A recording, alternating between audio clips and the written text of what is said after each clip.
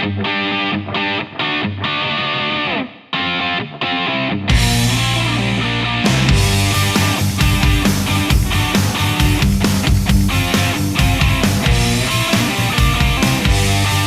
everybody, Lieutenant Joe here for Hope is Not a Tactic, the School Safety and Security Program.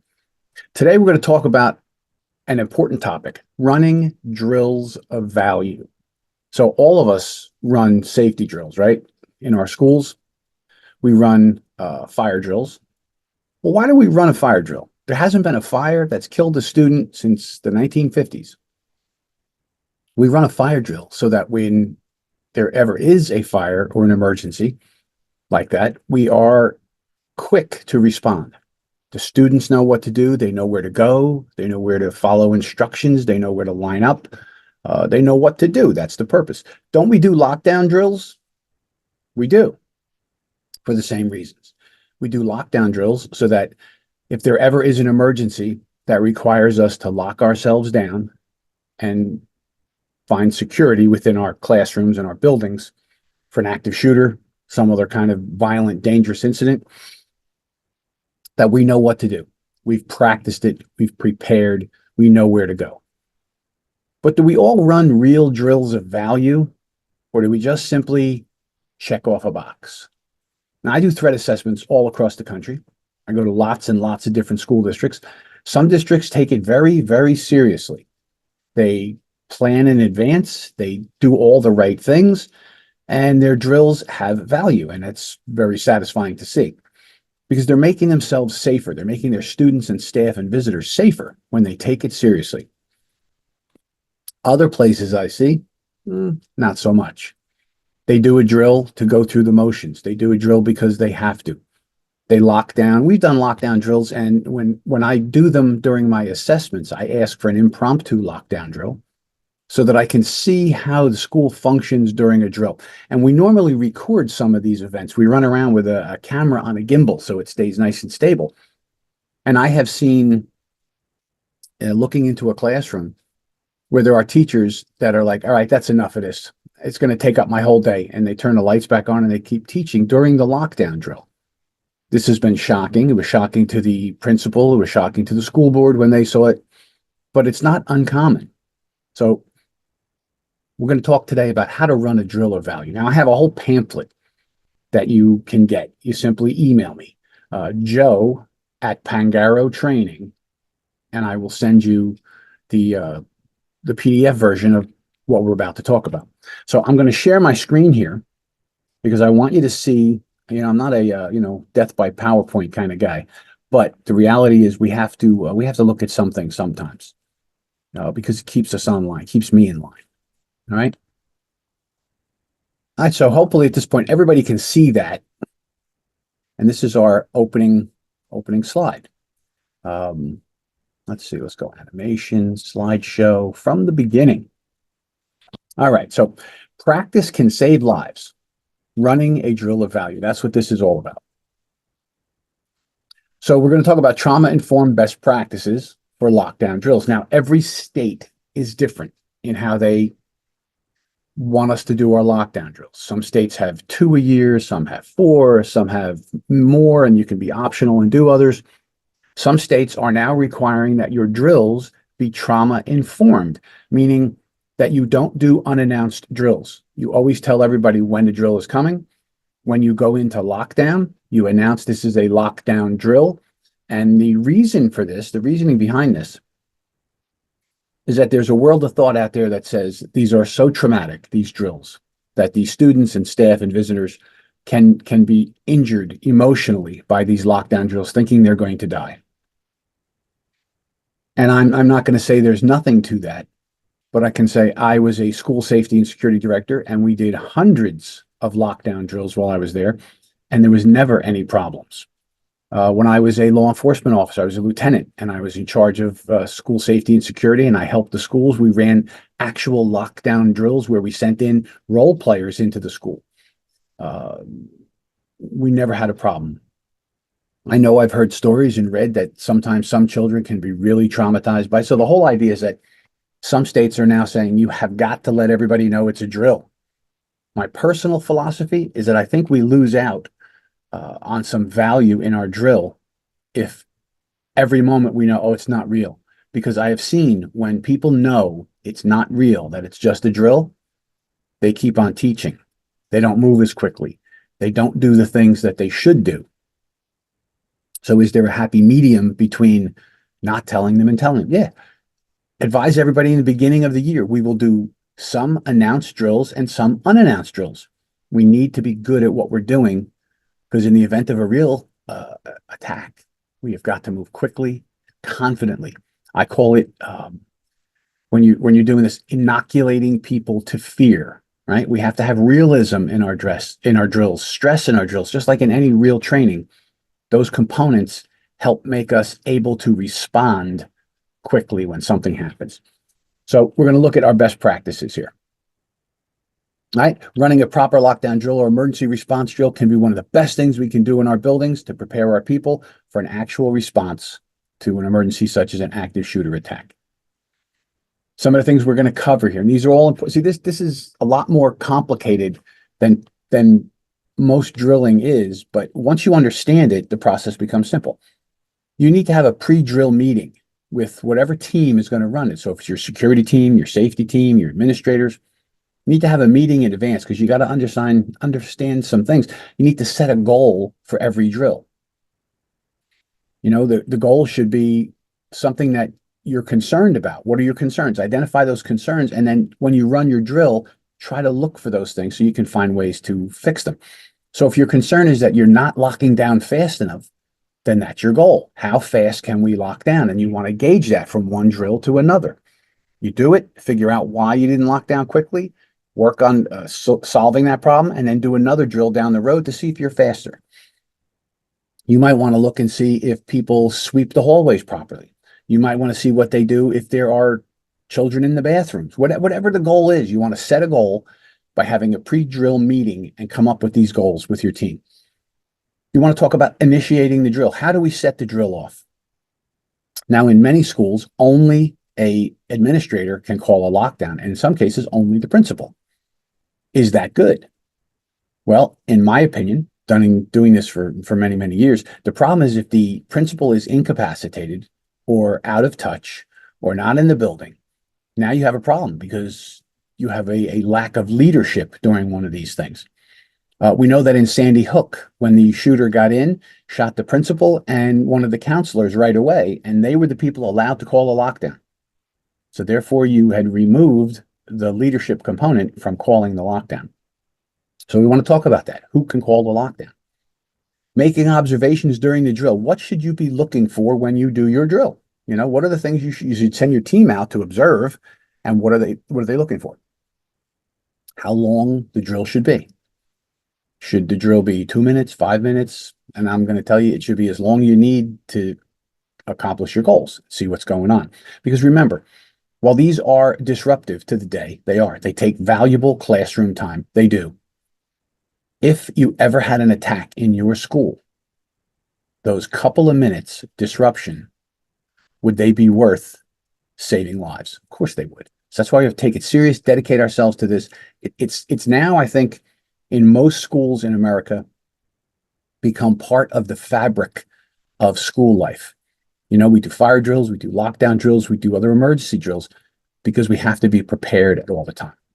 Right? And the last one here says, who calls the drill? That kind of goes to initiating the drill. One question that I ask, and I'm going to ask you this right now. Who can call the lockdown in your school? So the example is you have a teacher on the second floor and she's up there and she's teaching English or whatever. And she looks out the window and she sees a person approaching the school with a rifle. Now, in essence, time equals life. And that's what I talk about all the time. Time equals life. The faster we can see danger, the faster we can react. The faster we call the lockdown, the sooner our building is secure. So if that teacher sees someone with a weapon approaching your school, it would make sense that that teacher should be able to get on your intercom system, open it up, and call lockdown, lockdown, lockdown. Man in the parking lot with a rifle, right? And that would set everything into motion, but you get that initial call very quickly. I see lots of places that allow that. and places that don't. What I also see a lot of police administrators say, oh, anybody in my building can put the building in lockdown if they see danger. And then I ask the teachers and the staff, and they say, "Oh, I don't know if I'm allowed to. I am allowed to, but I don't know how to. The PA doesn't work. I've never practiced it. I wouldn't know what to do." So we're going to talk about all of these very important drill topics. Using a tabletop scenario to enhance the value of a drill is extremely important. Creating a plan to address any problems observed during the drill. Using the right technology to help the lockdown process. After drill meetings, because we want to get together and talk about it. A lockdown is a common practice in most schools, but are doing the best possible drills using the best practices, the kind that enhances our safety and security. And this program is going to help us try and do that. Now, I'm probably going to break this into 2 episodes, okay? Because there's a lot more material here than just, 5 minutes. So I'm probably going to break these down into episode 1 and episode 2, running a drill of value. All right. So elements of a good drill. We have broken this down to 4 specific areas: preparation, concerns, actions, and after action debriefing. Right? So those are the 4 areas we're going to look at. Preparation includes many areas to be addressed before the drill is set up. Creating your drill team. Who's going to be on your drill team? This should include members of many areas of the school staff, such as administrators, psychologists, teachers, supervisors, security, custodial, and other employees. This is a multidisciplinary safety team, and that's who should be on your safety team anyway, because I got to tell you, lots of people have lots of information, and I see lots of schools where they say they have security, but the administrators don't really care for the security. They don't like them. They don't trust them. They don't want to let them in on what's going on, and that's not smart. So we need a multidisciplinary team made up of all facets of your school. Preparational needs. You need to identify the potential threats, internal and external. So let's talk about that real quick.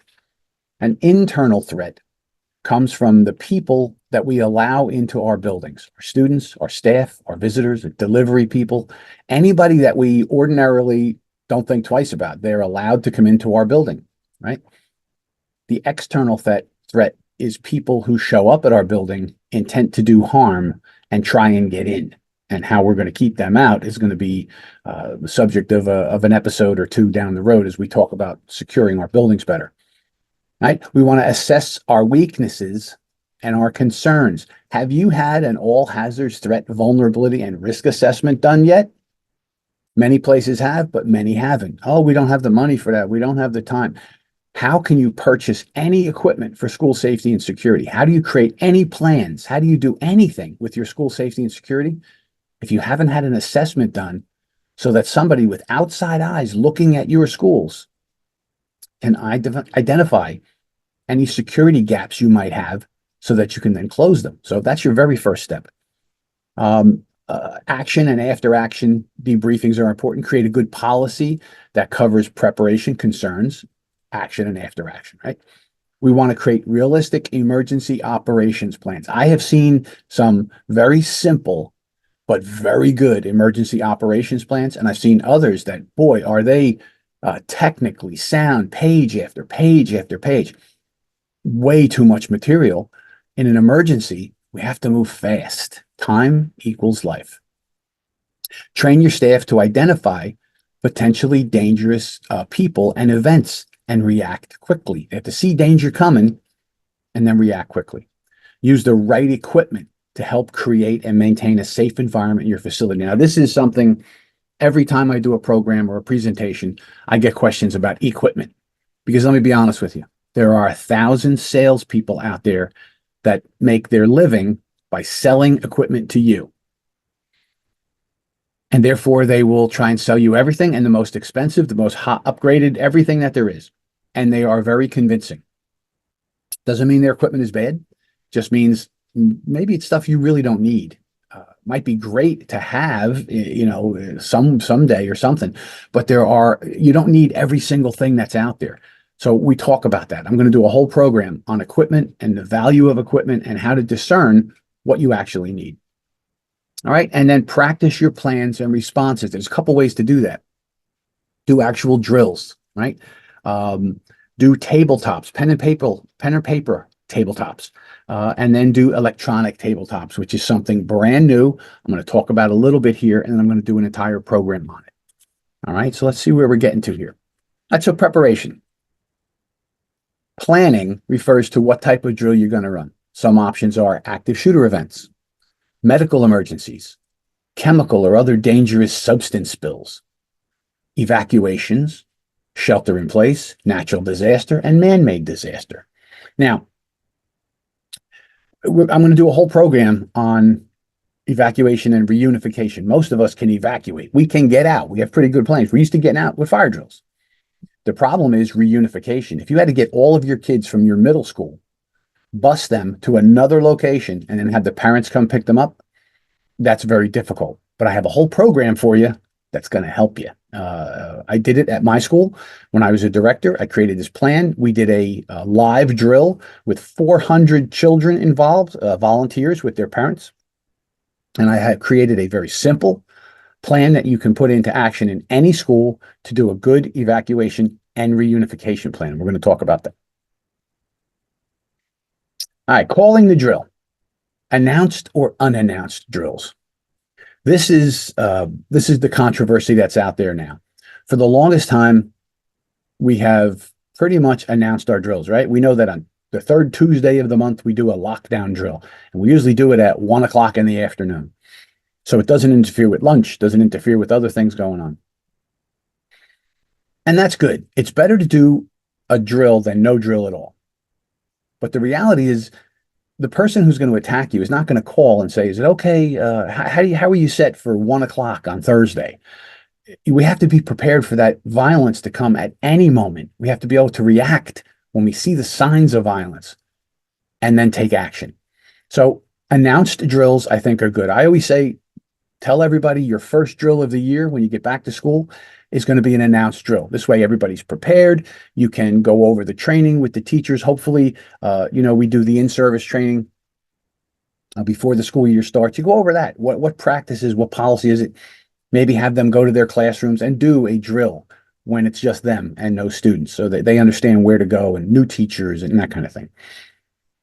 Then have some unannounced drills and tell the parents in a letter, we do announced and unannounced drills. The reason being, we have to be ready to respond at any moment, and we have to respond properly if something were to happen. And running unannounced drills allows us to actually not know for sure what's happening, but we're going to do the right thing. And that's the argument going back and forth. Staff activization. Activization, is that a word? No, activation.